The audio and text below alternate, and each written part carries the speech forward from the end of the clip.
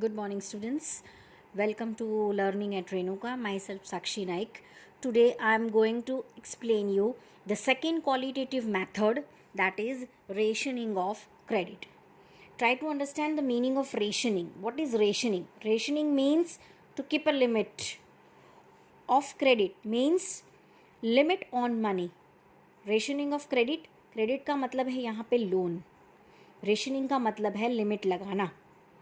Okay यानी rationing of credit का मतलब है लिमिट लगाना लोन पे, लिमिट लगाना मनी पे. Okay now rationing of credit is one of the most important instrument of selective credit control. In this method, what is happening? A maximum limit is imposed on the bank for loan and advances.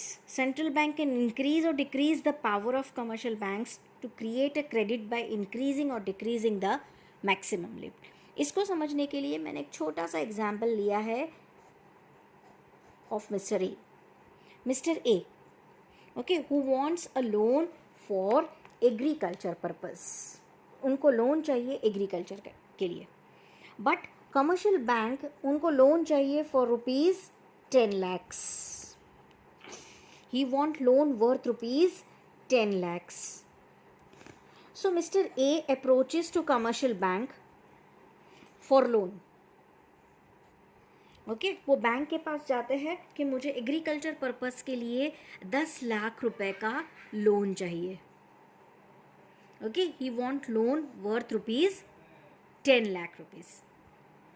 But commercial bank has fixed a limit that for agriculture activity they are going to give only loan of rupees 5 lakhs. Commercial bank ने एक limit fix की है कि agriculture purpose के लिए, agricultural activity के लिए सिर्फ 5 लाख रुपए तक की लोन हम सैंक्शन कर सकते हैं. What does it mean? That Mr. A will get loan on agriculture but not worth of 10 lakh but only for 5 lakh. उसको कितने पैसे चाहिए थे? 10 लाख रुपीज़ चाहिए थे एग्रीकल्चर के लिए, बट बैंक उसको सिर्फ कितना पैसा दे रही है? सिर्फ 5 लाख रुपीज़ दे रही है. इसका मतलब क्या है? बैंक ने क्या लगा दी है? लिमिट लगा दी है लोन पे. ओके लोन पे लिमिट लगा दी है, यानी मिस्टर ए को कम पैसा मिलेगा. He will get less money. If he will get less money means economy में कम पैसा आएगा. इकोनॉमी में कम पैसा आएगा इसका मतलब क्या है? What does it mean? That money supply will be less. Money supply will be less means automatically the problem of inflation will be cured.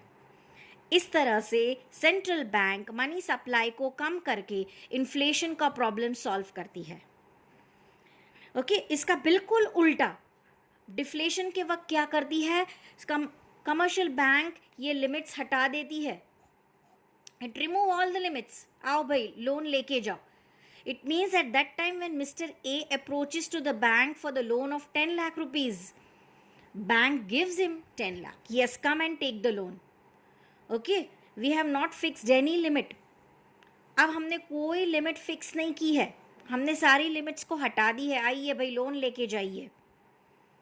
यानी तब मिस्टर ए को 10 लाख की ज़रूरत है, तब बैंक उनको 10 लाख रुपए दे देती है. It means what? Mister A gets 10 lakh rupees. He will be motivated to take more loan.